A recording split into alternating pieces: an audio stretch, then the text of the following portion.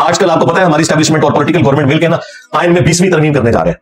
तो मैं रिक्वेस्ट करूंगा कि इस उम्मत के ऊपर रहम खाएं। इस 20वीं तरमीम में 295C के साथ एक शिक ऐड कर दें कि अगर कोई शख्स तौहीन से तौबा कर ले तो उसकी तौबा एक्सेप्टेबल है, वरना ये 295C जब इस तरीके से रहेगी बगैर इसकी तफसीलात के तो इसको लोग मिस यूज करते रहेंगे। कोई हर्ज नहीं है और किसी से पूछने की जरूरत नहीं, चुप करके डालें बीच में। कोई शिक में तब्दील करने का नहीं कह रहा, वो अपनी जगह रहे, लेकिन साथ ऐड कर दें कि अगर कुछ तौबा कर लेगा तो उसकी तौबा एक्सेप्टेबल है। और इसके लिए मैंने 4 स्टेप बताए थे कि अगर किसी पे तौहीन मजहब का इल्जाम लगे, पहले नंबर पे आप शवाहिद इकट्ठे करें। हो सकता है AI से बनी हुई कोई वीडियो ना हो या गवाह झूठे हो, और जब बिल्कुल यकीन हो जाए कि ये ऐसा ही है, तौहीन मजहब हुई है, तो दूसरे स्टेप में एक मेडिकल बोर्ड हो, ये डिसाइड करे कि जिस शख्स ने तौहीन किया इसका ज़हनी तवाज़ुन भी ठीक है कि नहीं, ये मजजूर तो नहीं है, कलंदर तो नहीं है, हाँ होशो वास में है ना। अच्छा, इन्होंने काम पावन चिश्ती रसूलुल्लाह ते कहंदे ने वो हाल में थे, हाय हाय ਤੁਹਾਡੇ हाल ही चाहते हैं, दूसरे ਨੂੰ बेहाल कीते तुसी। तो चेक करें वो मजजूब तो नहीं, कहीं कलंदर तो नहीं है, आधा कलंदर है पूरा। और अगर साबित हो जाए कि पागल नहीं है, बेसिकली तो पागल को ये इन्होंने नाम रखे ना, पागल नहीं है, फिर तीसरे स्टेप में उलमा के पैनल के सामने उस बंदे को पेश किया जाएगा, तेरा दिमाग भी ठीक है, ये तू जो भौंक रहा है तुझे पता है ये कितना बड़ा जुर्म है, तौबा कर, अदरवाइज चौथे स्टेप में तेरे ऊपर जुडिशरी में मुकदमा चला के सजा नाफिज हो जाएगी। तो मेरा ख्याल है कोई ज्यादा भी ढीठ हुआ ना, तीसरे स्टेप में तौबा कर ही लेगा, चौथे स्टेप तक जाने किसी ने नहीं। लेकिन ये तो पहला स्टेप भी तय होता, ये 4 स्टेप भी 295C के अंदर, चाहे आप जमीने के तौर पर अनेक्शर के तौर पर लगाएंगे, होना चाहिए। अदरवाइज ये जो 20वीं तरमीम कर रहे हैं इसका आपको कोई फायदा होगा या आपके गुमान में पाकिस्तान को कोई फायदा होगा, लेकिन अगर पाकिस्तान को कोई फायदा मिलना है तो यह है कि 20वीं आईनी तरमीम के अंदर मैं रिक्वेस्ट करूंगा प्राइम मिनिस्टर से भी और आर्मी चीफ से भी, अपनी स्टैब्लिशमेंट से, कि खुदा के लिए ये हमारे हाथ देखें, 295C के साथ ये तौबा वाली शिक ऐड करें। कुरान में तो अल्लाह ताला ने इस कायनात के 3 बड़े गुनाह गिनवाए हैं, सूरतुल फुरकान सूरत नंबर 25 आयत नंबर 68 से 70। नंबर 1 शिर्क, जो कायनात का सबसे बड़ा गुनाह है। नंबर 2 कत्ल नाहक, जो इस कायनात में हुकूकुल इबाद में सबसे बड़ा गुनाह है। और नंबर 3 बदकारी। इन 3 गुनाहों के बाद अल्लाह ताला ने फरमाया जो इनसे भी तौबा कर ले हम उसके ना सिर्फ गुनाहों को माफ कर देंगे बल्कि नेकियों से बदल देंगे। अल्लाहु अकबर कबीरा वल्हम्दुलिल्लाहि कसीरा व सुब्हानल्लाहि बुकरतन व असीला। मुझे बताएं शिर्क बड़ा गुनाह है या तो इन्हें रिसालत करना बड़ा गुनाह है? तो उसकी तौबा तो आई भी है, और यहां तो इन्हें रिसालत जानबूझ के कोई नहीं करता है, इन्होंने धक्के से बनाई होती है। अगर सपोज कोई कर भी बैठे तो तौबा कबूल है। जामिया तिर्मिज़ी में हदीस है मौत के घबराने से पहले तौबा कबूल है। तो मैं ये समझता हूं कि बड़ा अच्छा मौका है, ये कई सालों के बाद कोई तरमीम होती है, उसमें अगर ये चीज ऐड कर दें तो कम से कम पाकिस्तान जो जहन्नम बना दिया है इस मजहबी तबके ने, तो इन्हें मजहब का इल्जाम लगा के लोगों को कत्ल करते हैं, इनकी इस तकलीफ से तो इस उम्मत की जान छूटेगी। हमें यकीन करें, रफुल यदैन करते हुए किसी हिंदू से डर नहीं लगता, किसी ईसाई से डर नहीं लगता, किसी क्रिश्चियन से डर नहीं लगता, मुसलमान से डर लगता है? उस मुसलमान से कि जिसकी नमाज कादियानियों वाली है। हाँ जी, हनफी बरेलवी, हनफी देवबंदी, हनफी कादियानी। कादियानी बगैर रफुल यदैन के नमाज पढ़ते हैं क्योंकि वो हनफी हैं, हम रफुल यदैन से नमाज पढ़ते हैं क्योंकि हम मुहम्मदी हैं सल्लल्लाहु अलैहि वसल्लम। हम उस तरीके में नमाज पढ़ रहे हैं जो बुखारी मुस्लिम में लिखा हुआ है, और तुम उस तरीके में नमाज पढ़ रहे हो जो कादियानियों वाला तरीका है। We follow generally Imam Abu Hanifa's fatwa, where very largely accepted by the ulama, and unless we find reasons to disagree with him, we will generally follow the fiqh Hanafiya. Investigate closely directly. The overbearing principle should be that you follow with Imam Abu Hanifa. This is entirely to the bottom.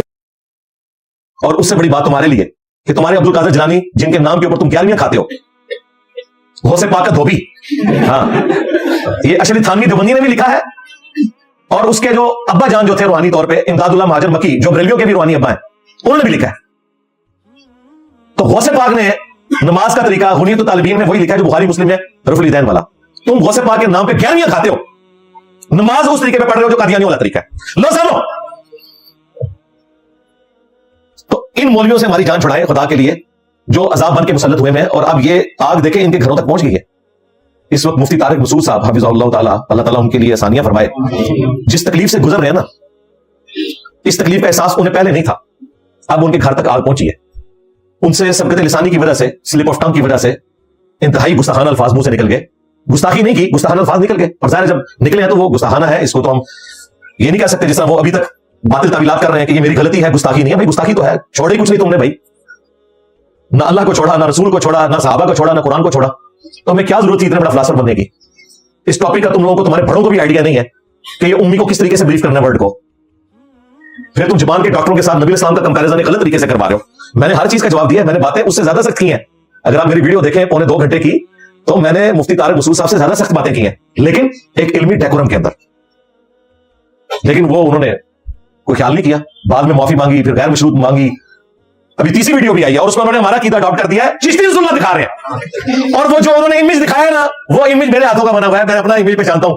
वो जो image है ना, वो आप हमारा image देखे बना हुआ, जो मैं हर वीडियो में डिस्प्ले कराता हूं, सबा सनाबिल का रेफरेंस, क्योंकि वो 2 सफों पे था, तो वो 2 सफे मैंने जोड़े थे, उस पर रेड मैंने वो डब्बा बनाया हुआ है, फिर पेजेस के ऊपर भी वो डब्बा बनाया हुआ है, वो एक्जैक्टली वही पेज है उन्होंने यूज किया। अच्छी बात है, और वाले भी है ना, सरकार थानवी रसूलुल्लाह भी दिखा देना चाहिए। इसलिए कि देवबंदी भी उनके खिलाफ बना रहे हैं ना क्लिप, सिर्फ बरेलवियों को नहीं चुप करवाना चाहिए था, इन्हें चाहिए था कि ये कहते हैं कि थानवी रसूलुल्लाह का भी तो दिफा करते हो ना, तो मेरी भी तावील कबूल करो।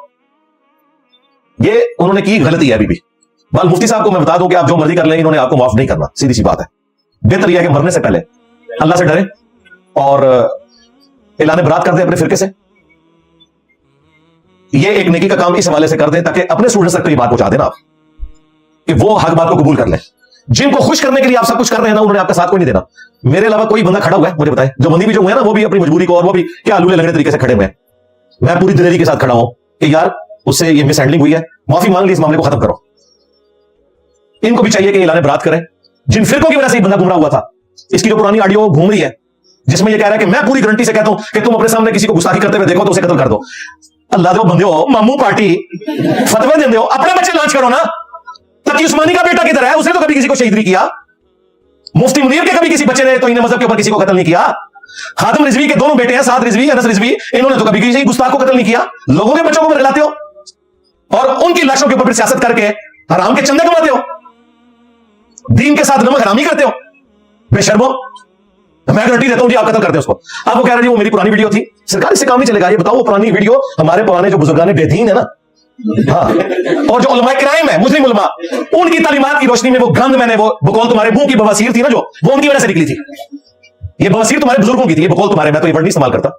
ये बताओ, वो कहते मेरी नई वीडियो देखें, नई वीडियो में भी वो फंसा है, क्योंकि नई वीडियो में उसने कहा है कि अगर कोई गुस्ताखी करेगा उसकी तौबा को हम एक्सेप्ट नहीं करेंगे, क्योंकि इस तरह तो कोई भी गुस्ताखी करके तौबा कर लेगा उसे कानूनन सजा मिलनी चाहिए। तो सरकार भी ठीक कह रहे हैं 295C कटनी चाहिए। तो नई वाली वीडियो के अंदर भी आप देखें तो उसमें वो क्या कह रहे हैं कि कानून एग्जीक्यूट होगा। अल्लाह के बंदे, ये 295C कट गई ना तेरे ऊपर और ये कानून हो गया एग्जीक्यूट, तो इसका एंड रिजल्ट क्या निकलेगा वो तुम्हें पता है। ये बात कोर्ट तक भी नहीं जानी है। कितने पुलिस ऑफिसर्स नमक हरामी करने के लिए तैयार बैठे हुए हैं, जिनको तुमने और तुम्हारे बुजुर्गों ने बरगलाया था। ये नमक हरामी के वाकयात आपने देखे नहीं है? क्वेटा के अंदर एक नमक हराम अपनी नौकरी के साथ उसने नमक हरामी की, पहले इस्तीफा दे, फिर तू ये काम करता, अगर तूने करना ही था। उसके बाद उमरकोट में, सिंध के अंदर, तो आप क्या समझते हैं 295C कट जाए किसी के ऊपर, उसको हवालात में जब रखेंगे तो वहां तो कितने लोग तैयार बैठे हुए हैं जन्नत कमाने के लिए, वो लोग जिन्होंने पूरी जिंदगी नमाज भी नहीं पढ़ी। हाँ, वो कहते हैं नेकी का काम उसी कर लीजिए, क्योंकि नमाज पढ़ना तो मुश्किल है, उसके लिए तो एफर्ट पुट करनी पड़ेगी। तो यहां पे तो किसी पे अगर मुकदमा कट गया तो आप समझे वो गया, चाहे वो झूठा ही काटा था। इसलिए मैंने मुफ्ती साहब से रिक्वेस्ट की थी कि भाई आप कनाडा ही रहे, आप हाँ, पॉलिटिकल असाइलम के ऊपर या किसी भी तरीके से इधर आने की जरूरत नहीं है, सीधी सी बात है। ये तो तैयार बैठे हुए हैं इधर, लेकिन ये जो तकलीफ अब आपको पूरी जिंदगी काटनी पड़ेगी अपनी कब्र तक। इसमें सबसे बड़ा अगर कोई मुजरिम है तो वो बुजुर्ग हैं, वो बुजुर्गान बेदीन और उलमाए कराइम यानी मुजरिम उलमा है, जिनकी तालीमात को आप लोग डिफेंड करते हैं और लोगों को उनके एहतराम का कहते हैं, क्योंकि ये उन्होंने आपको पढ़ाया था कि तौबा कबूल नहीं है। ये आग आपके घर तक जो पहुंची है ये उनकी वजह से पहुंची है। तो बेहतर यह है कि अब जो होना था वो तो हो गया, डैमेज हैज बीन डन। अल्लाह के हुजूर मुजरिम ना बनो, ये मेरी आखिरी नसीहत है। मैंने अगले दिन लाइव सेशन में भी ये बात की थी, वो क्लिप भी इतना ऊपर गया और ये दर्द दिल से, यकीन करें आज भी मैंने सुबह के टाइम जो है वो स्पेशल दुआ की मुफ्ती साहब के लिए, उनकी फैमिली के लिए, बाकी मुस्लिमीन के लिए भी जो इस तकलीफ को काट रहे हैं, खा वो मौलवी हो या नॉन मौलवी हो, जिन जिन पे भी इल्जाम लगे हुए, मुझे पता है कितना खतरनाक मामला हो गया उसके साथ, उसको भी अंदाजा है। लिहाजा ये आज आके जो आप इंजीनियर मोहम्मद अली मिर्जा बन रहे हो और बुजुर्गों की गुस्ताखियां हाईलाइट कर रहे हो ना, बरेलवियों को दिखा रहे हो, तो भाई ये सारे काम आपके बुजुर्गों ने भी डाले हुए हैं। तो आज जरूरत पड़ गई ना, हमें कहते थे ना कि इंजीनियर साहब इन मौजूआत पे क्यों बोलते हैं, तो तुम भी ना बोलो। इसका मतलब है कि अब तुम्हें पता चला कि दीन का काम सारे का सारा कैसे करना होता है। लोग हमें कहते थे ना इंजीनियर साहब कमरे से बाहर नहीं निकलते, इंजीनियर साहब को कमरे से बाहर निकलने की जरूरत नहीं, इंजीनियर तुम्हारे करेज बढ़ गया, कोई नहीं तेरे बाबे थे, शायद कोई नहीं।